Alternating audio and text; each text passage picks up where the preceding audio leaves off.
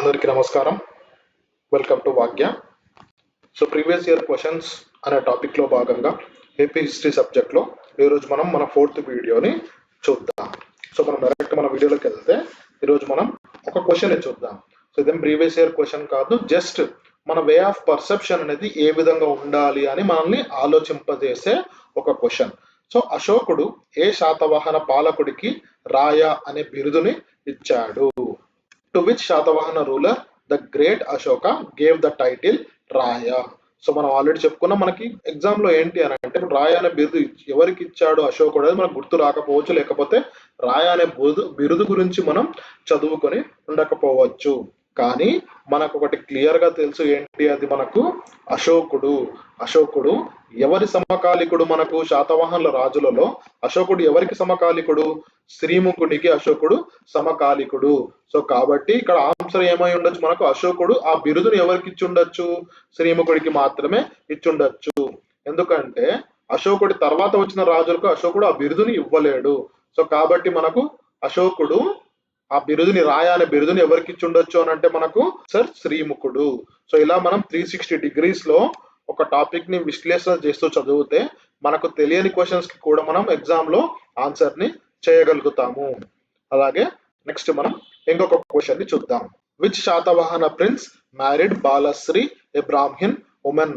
బాలశ్రీ అనే బ్రాహ్మణ స్త్రీని ఏ శాతవాహన యువరాజు వివాహం చేసుకున్నాడు?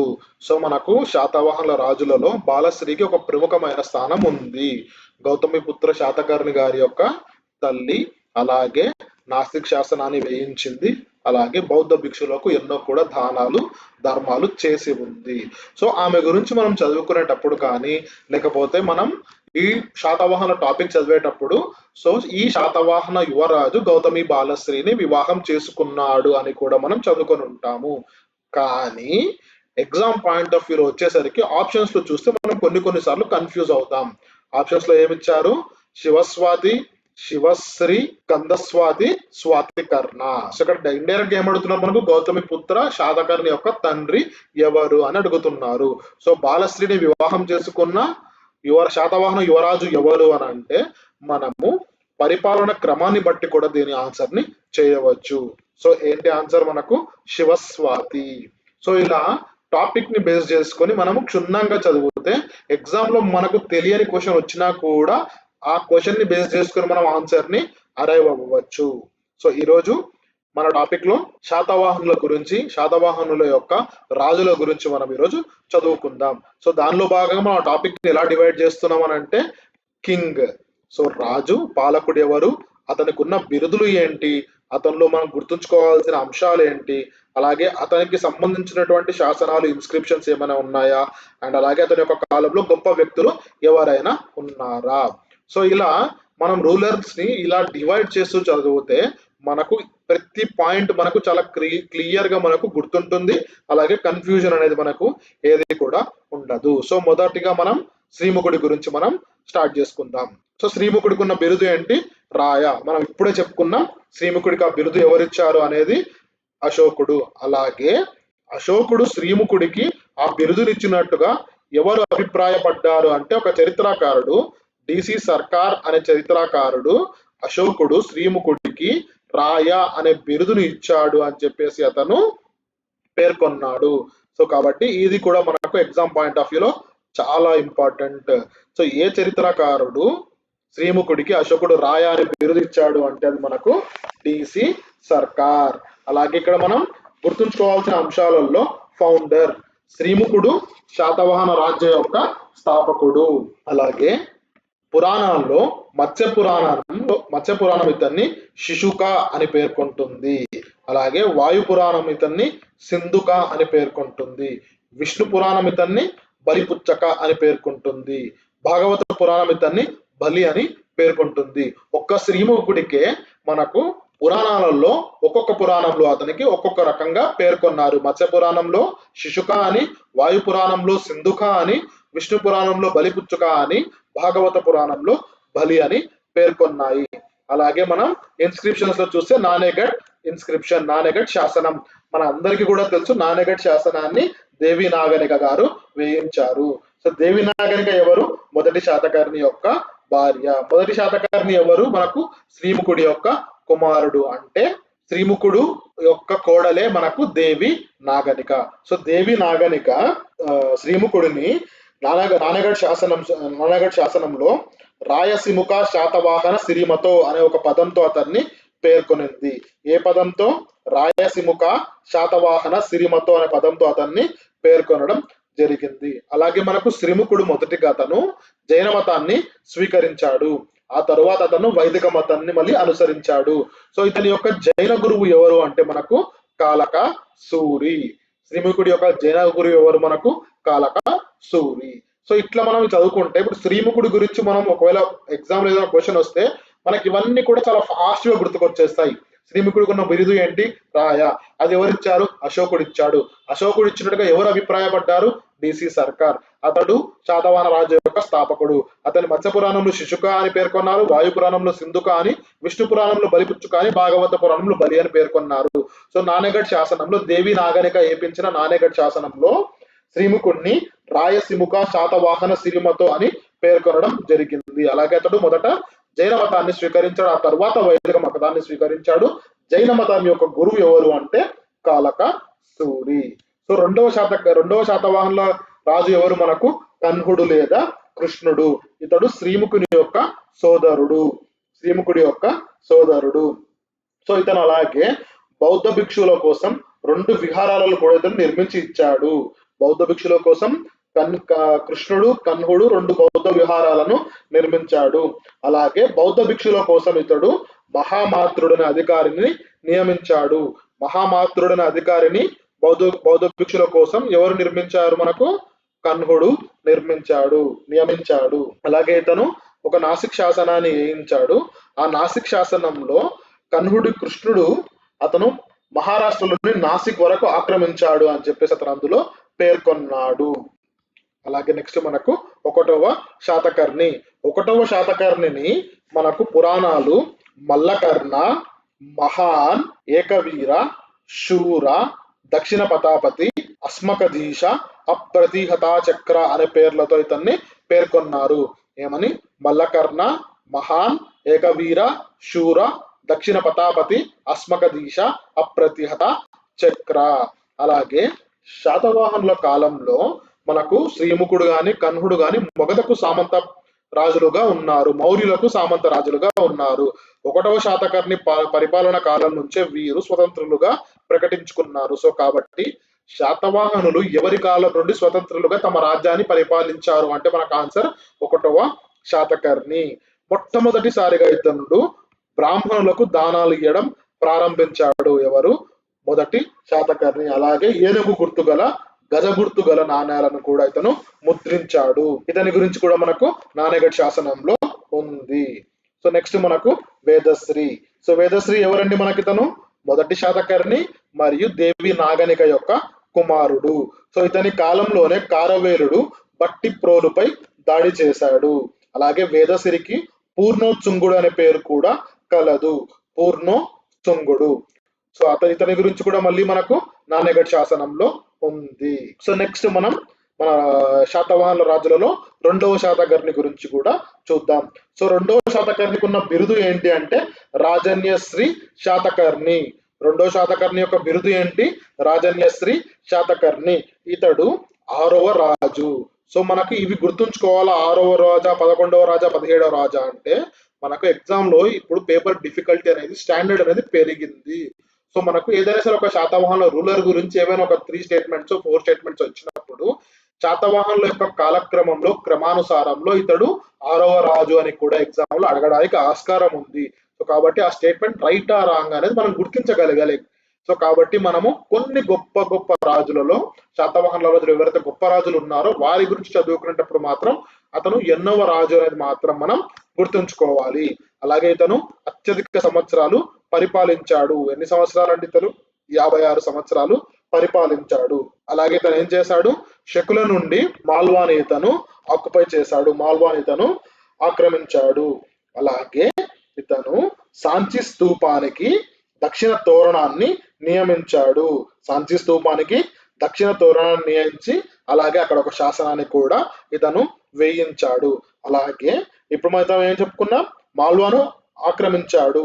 సో మాల్వా దగ్గర కూడా ఇతని యొక్క కొన్ని నాణ్యాలు లభించాయి. ఆ నాణ్యాల మీద రనోసిరి శతకనిక రనోసిరి శతకనిక అని పేర్కొనడం జరిగింది. అంటే ఇక్కడ మనకేంటి, మాల్వాలో లభించిన నాణ్యాల మీద రనోసిరి శతకనిక అనేది ఎవరిని సూచిస్తుంది అంటే మనకు ఏమైతుంది ఆన్సర్, రెండవ శాతకర్ణి. సో అలాగే ఇతను మనకు రెండవ శాతకర్ణి కూడా ఏం చేశాడంటే గతంలో శాతవాహనులు కోల్పోయిన ప్రాంతాలను తిరిగి వశపరుచుకున్నారు అనేది బిల్సా శాసనంలో ఇతను పేర్కొన్నాడు. సో ఇతని కంటే ముందు పరిపాలించిన రాజులు ఏవైతే ప్రాంతాలు కోల్పోయారో ఆ ప్రాంతాన్ని అంతటి కూడా తిరిగి ఇతను వశపరుచుకున్నాడు అని మనకు బిల్సా శాసనంలో పేర్కొన్నారు. సో బిల్సా శాసనంలో పేర్కొన్న శాతవాహన రాజు ఎవరు అంటే మనకు రెండవ శాతకర్ణి. అలాగే ఇతని యొక్క ఆస్థాన కళాకారుడు వశిష్ఠపుత్ర ఆనంద. సో ఇతను ఆ కాలంలో చాలా గొప్ప కళాకారుడు. ఎవరు? వశిష్ఠపుత్ర ఆనంద. సో వశిష్ఠపుత్ర శాతవాహనుల కాలంలో గొప్ప కళాకారుడు అయినటువంటి వశిష్ఠపుత్ర ఆనంద ఎవరి ఆస్థాన కళాకారుడు? రెండవ శాతకర్ణి యొక్క ఆస్థాన కళాకారుడు. ఇప్పుడు నెక్స్ట్ మనం కుంతల శాతకర్ణి గురించి కూడా చూద్దాం. సో కుంతల శాతకర్ణికి ఉన్న బిరుదు విక్రమార్క అనే బిరుదు ఉన్న రాజు, శాతవాహన రాజు ఎవరు అంటే కుంతల శాతకర్ణి. ఇతడు 13వ శాతవాహన యువరాజు, 13వ శాతవాహన రాజు. అలాగే ఇతని కాలంలో సంస్కృతం అనేది రాజ్యభాషగా మారింది. ఇతడు సంస్కృతానికి చాలా ఒక పెద్ద పీట వేసి సంస్కృతం బాగా డెవలప్ అవ్వాలి అని ఇతడు అనేక చర్యలను కూడా చేపట్టాడు. సో ఇతని కాలంలో మనకు శాతవాహనుల యొక్క రాజ్యభాష ప్రాకృతానికి బదులుగా సంస్కృతం అనేది ఉంది. సో సంస్కృతం రాజ్యభాషగా ఎవరి కాలంలో ఉంది? మనకు కుంతల శాతకర్ణి. అలాగే ఇతను విక్రమ శకాన్ని ప్రారంభించాడు. అందుకే ఇతనుకున్న బిరుదు ఏంటి అంటే విక్రమార్క. సో ఇతనికి ఉన్న ఆస్థాన కవులలో ఇద్దరు ఎవరు అంటే శర్వావర్మ మరియు గుణాఢ్యుడు. సో వీరిద్దరు కూడా కుంతల శాతకర్ణి యొక్క ఆస్థాన కవులు. అలాగే వీరిద్దరి మధ్యలో కూడా ఒక సవాలు ఉంది. ఆ సవాలు దాని గురించి మనకు ఎవరి పుస్తకంలో మెన్షన్ చేసి ఉంది అని అంటే మనకు అది కథాసరిత సాగరంలో, సోమదేవర సూరి రచించినటువంటి కథాసరిత సాగరంలో వీరిద్దరి మధ్యలో ఉన్న ఒక సవాలు గురించి అక్కడ పేర్కొనడం జరిగింది. సో నెక్స్ట్ మనం మొదటి పులోమావి గురించి చూద్దాం. సో మొదటి పులోమావి మగధను ఆక్యుపై చేశాడు. కన్వ వంశస్థుడు నుండి సుశర్మను ఓడించి మగధను ఇతను పరిపాలించాడు. అలాగే ఇతని కాలంలోనే మనకు శకులు మరియు ప్లహ్లవుల యొక్క సామ్రాజ్యం యొక్క దాడి అనేది మనకు చాలా ఎక్కువగా జరగడం జరిగింది. అలాగే వీరు శకులు గాని ప్లహ్లవులు గాని ఈ సామ్రాజ్యాన్ని ఆక్రమించాలని ఎంతోగానో వాళ్ళు ప్రయత్నించారు. కానీ మొదటి పులోమావి ఆ ప్రయత్నాలన్నిటిని కూడా విఫలం చేశాడు. సో నెక్స్ట్ మనం గౌరవ కృష్ణ అనే రాజు గురించి చెప్పుకుందాం. సో గౌరవ కృష్ణుడు ఇతనుకున్న బిరుదులు నికువర్మ, అరిష్టకర్మ, అనిష్టకర్మ. సో మనకి పదాలన్నీ చూస్తుంటేనే అతను ఏదో కాస్త తిట్టినట్టుగా ఉంటుంది. సో అయితే మనకు ఈ గౌరవ కృష్ణుడి కాలంలో మనకు అనేక రకాలుగా ఇతను క్షాత్రపుల చేతిలో అపజయాలను పొందాడు. ఈ అపజయాలను పొందడం వలనే పురాణాలు అతన్ని నికువర్ముడు, వైకృష్ణుడు, అరిష్టకర్ముడు, అనిష్టకర్ముడు, రిక్తవర్ణుడు అని కూడా ఇతన్ని సంబోధించడం జరిగింది. సో గౌరవకృష్ణుడి కాలంలోనే ఉత్తర భారతదేశంలో కుషానులు తమ సామ్రాజ్యాన్ని అక్కడ నిర్మించారు. అలాగే ఇతను క్షత్రపుల చేతులలో ఎన్నో సార్లు ఓటమిని పొందాడు. సో నెక్స్ట్ రూలర్ గురించి హాలుడు గురించి చెప్పుకుందాం. సో హాలుడుకున్న బిరుదు ఏంటి? కవివత్సలుడు. అలాగే ఇతడు శాతవాహనుల యొక్క 17వ రాజు. సో ఇతను గాథా సప్తశతిని రచించడం అందరికి కూడా తెలుసు. అయితే ఈ గాథా సప్తశతి అనేది మనకు జయవల్లభుడు రచించినటువంటి వజ్జలగ్గ అనే గ్రంథంకి సిమిలర్ గా ఉంటుంది. ఎవరు రచించారండి ఇది? జయవల్లభుడు రచించినటువంటి వజ్జలగ్గ అనే గ్రంథానికి ఈ గాథా సప్తశతి అనేది మనకు సిమిలర్ గా ఉంటుంది. అలాగే బాణుడు తన హర్ష చరిత్రంలో గాథా సప్తశతిని పేర్కొనడం జరిగింది. సో దీని వల్లనే హాలుడు ఇది రచించినట్టుగా తెలుస్తుంది. అలాగే ఇతని యొక్క సేనాపతి ఎవరు అంటే విజయనాథ. ఇతని వల్లనే మనకు హాలుడు ఎన్నో విజయాలను సాధించాడు. అలాగే మనకి ఇంకా హాలుడు గురించి కూడా తెలుసు. అతను ఒక శ్రీలంక రాకుమారుని ప్రేమ వివాహం చేసుకున్నాడు. ఎక్కడ మనకు మన ద్రాక్షారామంలోనే. అలాగే ఇతడు గాథ సప్తశతిలోనే మనకు తొలి తెలుగు పదాలైనటువంటి అత్త, అద్దం, పొట్ట ఇవన్నీ కూడా మనకు గాథా సప్తశతిలో కనిపిస్తాయి. సో అలాగే ఇతని కాలంలో మనకు ప్రాకృతం అనేది స్వర్ణయుగంగా కీర్తించబడింది. సో నెక్స్ట్ మనం శివస్వాతి గురించి చెప్పుకుందాం. సో శివస్వాతి ఎవరండి? మనకు గౌతమపుత్రుని శాతకర్ణి యొక్క తండ్రి. అలాగే ఇతడు కనిష్కునికి సమకాలికుడు. కుశాన్ల వంశంలో గొప్పవాడైన కనిష్కునికి సమకాలికుడు ఎవరు అంటే శివస్వాతి. అలాగే కుషానులు వారి యొక్క రాజ్యాన్ని వాయువ్య భారతదేశంలో ఎప్పుడు మనకు వారు ఎస్టాబ్లిష్ చేశారంటే ఏ పీరియడ్ అంటే మనకు అది గౌరవ కృష్ణుడి యొక్క పీరియడ్ లో. సో అలాగే ఇప్పుడు నెక్స్ట్ మనం గౌతమిపుత్ర శాతకర్ణి గురించి చూద్దాం. సో గౌతమిపుత్ర శాతకర్ణికి ఉన్న బిరుదులు ఏంటి? మనకు ఏకధనుర్ధార, ఏకశూద్రుడు, బెనాకటక స్వామి, ఆగమ నిలయ, రామకేశవ. సో గౌతమిపుత్ర శాతకర్ణికి ఉన్న బిరుదులు ఏంటి? ఏకధనుర్ధార, ఏకశూరుడు, బెనాకటక స్వామి, ఆగమ నిలయ, రామకేశవ. అలాగే ఇతడు గౌతమిపుత్ర శాతకర్ణి 23వ శాతవాహన రాజు. 23వ శాతవాహన రాజు. అలాగే ఇతడు శాలివాహన శకాన్ని ప్రారంభించాడు. శాలివాహన శకాన్ని ప్రారంభించాడు. అయితే ఆ శాలివాహన శకాన్ని పాటించిన ఏకైక రాజు ఎవరు అంటే మనకు రామచంద్రదేవ. యాదవరాజు అయినటువంటి రామచంద్రదేవ శాలివాహన శకాన్ని పాటించాడు. అలాగే ఇతను 100 నివర్తనల భూమిని బౌద్ధ భిక్షుల కోసం దానం చేశాడు. ఒక నివర్తన అంటే మనకు 1.5 ఎకరా, 1.5 ఎకరా. బౌద్ధ భిక్షుల కోసం అతడు 100 నివర్తనల భూమిని దానం చేశాడు. అలాగే మొట్టమొదటిసారిగా అగ్రహారాలు, బ్రాహ్మణులకు అగ్రహారాలను దానం చేసిన శాతవాహన రాజు ఎవరు అంటే మనకు గౌతమిపుత్ర శాతకర్ణి. అలాగే ఇతని కాలంలో చతుర్వర్ణ వ్యవస్థ అనేది తను బలోపేతం చేశాడు. సో చతుర్వర్ణ వ్యవస్థ అనేది యాక్చువల్ గా శాతవాహనుల కాలంలో అంత స్ట్రిక్ట్ గా ఫాలో అయ్యేవారు కాదు. కానీ గౌతమిపుత్ర శాతకర్ణి కాలంలో అతను ఈ చతుర్వర్ణ వ్యవస్థను బలోపేతం చేశాడు. అలాగే ఇతడు బౌద్ధ భిక్షువుల కోసం అని చెప్పేసి బౌద్ధ శాఖ అయినటువంటి భద్రణి అనే శాఖకు నాసిక్ గుహలను ఇతను ఇచ్చాడు. ఏ శాఖకు? మనకు భద్రణీయ శాఖకు ఇతడు నాసిక్ గుహలను ఇచ్చాడు. సో అలాగే ఇతని గురించి మనకు నాసిక్ శాసనంలో గౌతమి బాలశ్రీ ఇప్పించినటువంటి నాసిక్ శాసనంలో ఇతని యొక్క విజయాల గురించి, ఇతని యొక్క బిరుదుల గురించి దానిలో పేర్కొన్నారు.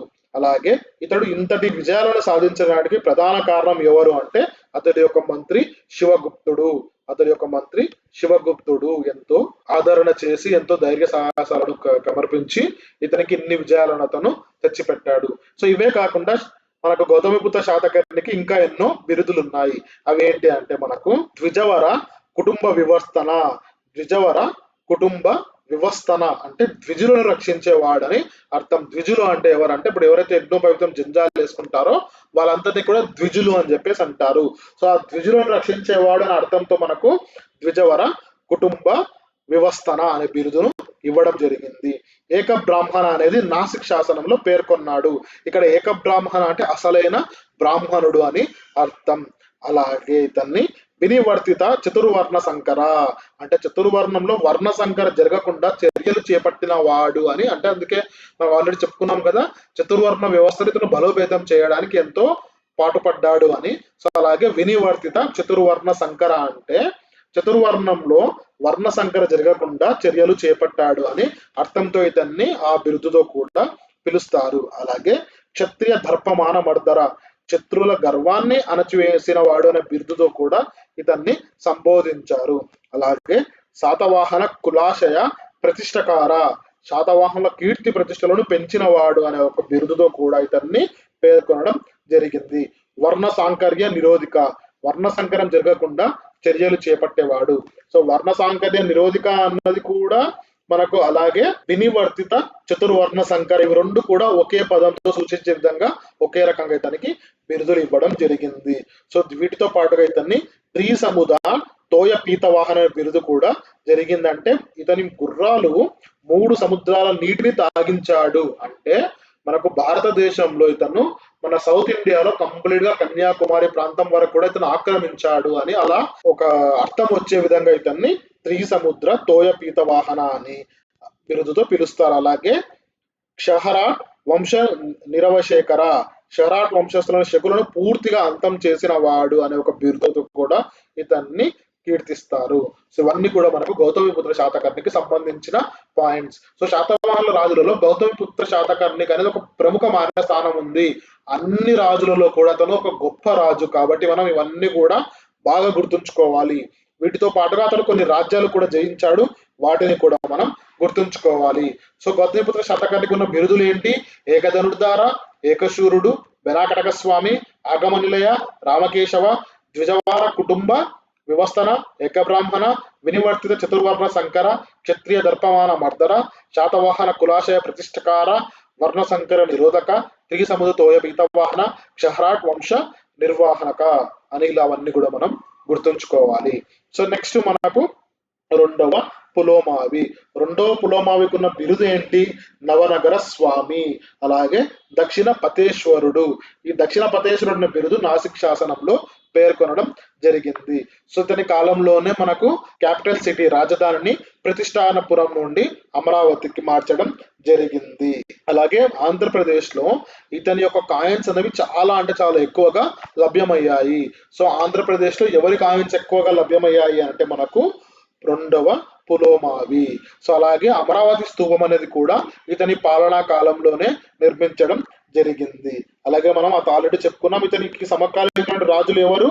చష్టనుడు మరియు రుద్రధమనుడు. చష్టనుడు మరియు రుద్రధమనుడు. అలాగే ఇతను నాసిక్ లో ఒక 4 శాసనాలు వేయించాడు, కార్లిలో 2 శాసనాలు వేయించాడు, అమరావతిలో ఒక శాసనాన్ని వేయించాడు, ధరణికోటలో ఒక శాసనాన్ని ఇతను వేయించాడు. సో ఇవి మనకు కంప్లీట్ గా రెండవ పులోమావికి సంబంధించినటువంటి అంశాలు. సో నెక్స్ట్ మనం శివశ్రీ శాతకర్ణి, ఇతన్ని వశిష్ఠపుత్ర శాతకర్ణి అని చెప్పేసి అంటారు. సో ఇతనికి ఉన్న బిరుదు ఏంటి అంటే క్షత్రప. క్షత్రప అనే బిరుదు ఇతనికి ఉంది. అలాగే ఇతని పరిపాలన కాలంలో శాతవాహనులు పూర్తిగా మహారాష్ట్ర యొక్క ప్రాంతాన్ని కోల్పోయారు. ఎవరి పరిపాలన కాలంలో శాతవాహనులు మహారాష్ట్ర యొక్క ప్రాంతాలను కోల్పోయారు? శివశ్రీ శాతకర్ణి, వశిష్ఠపుత్ర శాతకర్ణి యొక్క పరిపాలన కాలంలో వీరు కోల్పోయారు. అలాగే ధూళికట్టలో శివశ్రీ శాతకర్ణి ప్రతిమ ఉన్న నాణ్యం బయటపడింది. సో ఇతను మనకు కన్నిహేరి అనే శాసనాన్ని వేయించాడు. సో నెక్స్ట్ మనకు యజ్ఞశ్రీ శాతకర్ణి. సో యజ్ఞశ్రీ శాతకర్ణి గురించి మనకు ఆ పేరు గుర్తుకు రాగానే మనకు గుర్తొచ్చే ఒకే ఒక పాయింట్ ఏంటి? నాణేముల మీద ఓడ తెరచాప గుర్తున్నటువంటి అనేక నాణ్యాలను యజ్ఞశ్రీ శాతకర్ణి ముద్రించాడు. సో ఇతనుకున్న బిరుదులు ఏంటి? త్రిసముద్రాధీశ్వర. త్రిసముద్రాధీశ్వర అనే బిరుదు ఎవరికి ఉంది? యజ్ఞశ్రీకి. త్రిసముద్ర తోయిద పీతవాహన బిరుదు ఎవరికి ఉంది? గౌతమిపుత్ర శాతకర్ణికి. ఇతడు 27వ శాతవాహన రాజు. 27వ శాతవాహన రాజు. అలాగే మనం ఇప్పుడే చెప్పుకున్నాం coins printed with the ship images. ఇతని కాలంలోనే మత్స్య పురాణం అనేది సంకలనం చేయడం జరిగింది. ఎవరి కాలంలో మత్స్య పురాణం సంకలనం చేయడం జరిగింది? యజ్ఞశ్రీ శాతకర్ణి. అలాగే ఇతడు శ్రీపర్వతంలో మహాచైత్య విహారం పారవత విహారంను నాగార్జున కొండలో ఇతను నిర్మించాడు. సో దీని గురించి ఫాహియాన్ పేర్కొన్నాడు. ఏమని అంటే 1500 గదులు ఉన్నాయి ఈ విహారంలో అని. ఎన్ని అంటే మనకు 1500 గదులు ఉన్నాయని ఫాహియాన్ పేర్కొన్నాడు. 1500 గదులు ఉన్నటువంటి పారావత విహారంను నాగార్జున కొండలో యజ్ఞశ్రీ శాతకర్ణి నిర్మించాడు. అలాగే అమరావతి స్తూపానికి ఒక రాతి ప్రాకారాన్ని మనకు యజ్ఞశ్రీ శాతకర్ణి నిర్మించాడు. అమరావతి స్తూపం మీద వేలగిరి దమన, ఆనంద పిండిక అనే జాతక కథలు చెక్కబడి ఉన్నాయి. సో అలాగే ఇతను నేర్పించిన శాసనం ఏంటి? మనకు చినగంజనం శాసనం అమరావతి. సో ఇతను భవగోపుడు, విజయగోపుడు. ఇతని కాలంలో తన యొక్క సేనాధిపతి తనకి ఎన్నో విజయాలు చేకూర్చినటువంటి సేనాపతి పేరు ఏంటి అంటే భవగోపుడు, విజయ గోపుడు. నెక్స్ట్ మనం చెప్పుకోబోయే రాజు ఎవరు? విజయశ్రీ. సో విజయశ్రీ అనేది విజయపురి అనే రాజ్యాన్ని ఇతను నిర్మించాడు. అలాగే నాగార్జున కొండ శాసనాన్ని కూడా ఇతను నిర్మించాడు. అయితే ఈ నాగార్జున కొండ శాసనం అనేది మనకు అసంపూర్ణ శాసనం, అంటే ఇది కంప్లీట్ గా నిర్మించలేదు. అలాగే ఈ శాసనం అనేది మనకు బుద్ధుని స్మరణతో ఇది ప్రారంభం అవుతుంది. అలాగే ఈ శాసనంలోనే మొట్టమొదటిసారిగా ఒక టైం అనేది స్పెసిఫై చేయడం జరిగింది. సో ఈ శాసనంలో విజయ సంవత్సరం వైశాఖ తిథి అని పేర్కొనడం జరిగింది. అలాగా సంవత్సరాలను శాసనంలో పేర్కొనడం విజయశ్రీ కాలంలోనే ప్రారంభమయ్యింది. మనం నెక్స్ట్ చెప్పుకోబోయే రాజు చండశ్రీ శాతకర్ణి. సో చండశ్రీ శాతకర్ణి వేయించిన ఒకే ఒక శాసనం ఏంటి అంటే మనకు అది కొడవలి శాసనం. ఇది పిఠాపురం దగ్గర ఉంది. సో పిఠాపురం దగ్గర ఉన్నటువంటి కొడవలి శాసనాన్ని ఎవరు వేయించారు? మనకు చండశ్రీ. సో నెక్స్ట్ మనకు మూడవ పులోమావి. సో శాతవాహనుల యొక్క పరిపాలన మూడో పులోమావితో అంతమైపోయింది. సో ఇతడు మెకదోని శాసనాన్ని వేయించాడు. అలాగే మనకు హలేహేసన్ అనే గ్రామంలో కూడా, ఇది మనకు ధార్వాడ్ దగ్గర ఉంది, ధార్వాడ్ దగ్గర ఉన్నటువంటి హలేహసన్ అనే శాసనాన్ని కూడా మనకు ఇతను నేర్పించాడు. సో ఈ మెకదోని శాసనంలోనే గ్రామ పరిపాలన దాని గురించి గౌల్మిక అనే అధికారి గురించి కూడా ఇది తెలియజేయడం జరుగుతుంది. సో ఇవి మనకు అన్ని కూడా శాతవాహనులకు సంబంధించినటువంటి అంశాలు. అలాగే మనకు ఈ మూడవ పులోమావి కాలంలోనే ఇతడు మహాసేనాధిపతి అయినటువంటి కండనాగుడు అని మనకు శాతవాహన యొక్క బళ్ళారి ప్రాంతాన్ని అతను పరిపాలిస్తున్నాడు. సో ఇది కూడా మనకు మెకదోని శాసనంలో పేర్కొనడం జరిగింది. సో ఇలా మనం ప్రతి ఒక్క రాజుకు సంబంధించిన అంశాలను మనం ఈ విధంగా చదువుతూ పోతే మనకి ఎటువంటి కన్ఫ్యూజన్ అనేది కూడా మనకు ఏమీ ఉండదు. సో అలాగే ఇప్పుడు మనం ఏం చేయాలంటే ప్రతి ఒక్క శాతవాహన రూలర్స్ దాని యొక్క లిస్ట్ అనేది మనం చూసుకోవాలి. అలాగే వారి యొక్క పరిపాలన క్రమాన్ని బేస్ చేసుకుని శాతవాహన రాజులు ఎవరున్నారనేది కూడా మనం చూసుకోవాలి. ఎందుకంటే ఎగ్జామ్ పాయింట్ ఆఫ్ వ్యూలో మనకు ఈ ఆర్డర్ ని అడగడానికి కూడా మనకు ఎంతో అవకాశం ఉంది. అది ఓన్లీ శాతవాహన అనే కాదు, ఏ రాజ్యానికి ఏ రూలర్ అయినా సరే ఆ ప్రతి ఒక్క వంశానికి సంబంధించిన రాజులు ఎవరు అనేది మనం ఒక వరుస క్రమంలో రాసుకొని అవన్నీ కూడా మనం చదువుకోవాలి. సో ఇలా మనకు మొత్తం కూడా శాతవాహనంలో మనకు మొత్తం కూడా 30 మంది రాజులు అనేది మనకి ఇక్కడ పరిపాలించారు. సో వీరందరి గురించి కూడా మనం గుర్తుంచుకోవాలి. సో ఇది మనం ఏం చేద్దాం అంటే ఇక్కడ మనం వీళ్ళందరి గురించి కూడా చదువుకోవడానికి ఒక సింపుల్ టెక్నిక్ ని ఫాలో అవుదాం. ఏంటి అంటే మనకు ఆల్రెడీ కొంతమంది పేర్లు మనకు గుర్తుంటుంది. శ్రీముఖుడు తెలుసు మనకు, ఎందుకంటే శాతవాహనును స్థాపించిన రాజు.